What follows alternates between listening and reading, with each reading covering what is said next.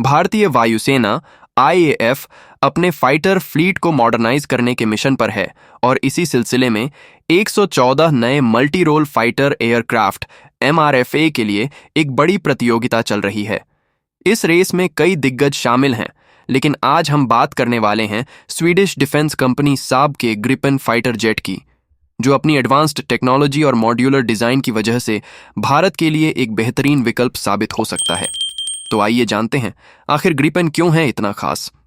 Gripen का सबसे बड़ा एडवांटेज है इसका मॉड्यूलर डिजाइन, जिसका मतलब है कि इसे आसानी से अपग्रेड और कस्टमाइज किया जा सकता है।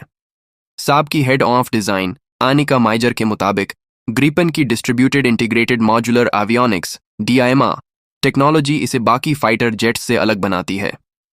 डीआईएमए सिस्टम की खासियत यह है कि इसमें सॉफ्टवेयर और हार्डवेयर को अलग अलग लेयर में बांटा गया है, जिससे जरूरी अपग्रेड्स बिना किसी बड़े बदलाव के किए जा सकते हैं।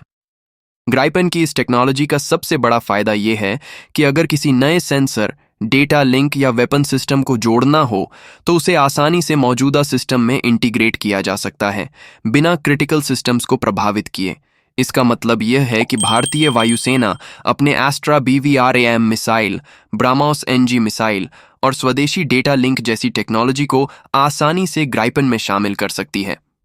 ग्रिपेन की सबसे बड़ी खासियतों में से एक है इसका सिलेक्टेबल और डिलीटेबल लेयर्स वाला सिस्टम। भारत के लिए ये बेहद महत्वपूर्ण है, क्योंकि इससे भारतीय वायुसेना अपने खास सिस्टम्स को दुनिया से सुरक्षित रख सकती है। अगर आईएएफ कोई ऐसी टेक्नोलॉजी ग्रिपेन में जोड़ना चाहती है जिसे वह गोपनीय रखना चाहती है, तो साब उस सिस्टम को पूरी तरह अन्य देशों के लिए डिलीट कर सकता है।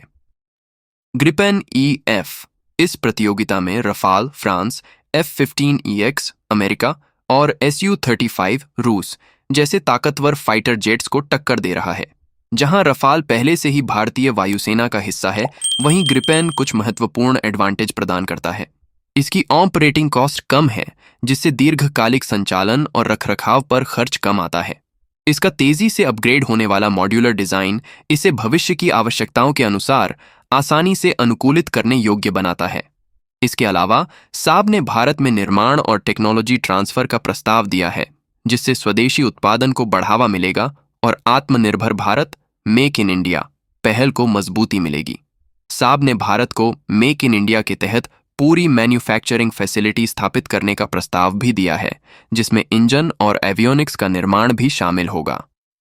ग्रिपेन का डिजाइन सिर्फ आज के लिए नहीं, बल्कि भविष्य के लिए भी तैयार किया गया है।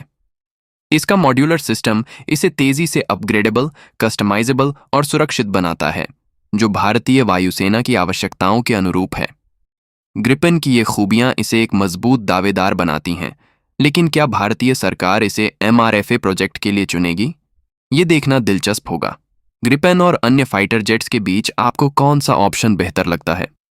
क्या भारतीय वायुसेना को ग्रिपेन को चुनना चाहिए? अपनी राय हमें कमेंट सेक्शन में जरूर बताएं।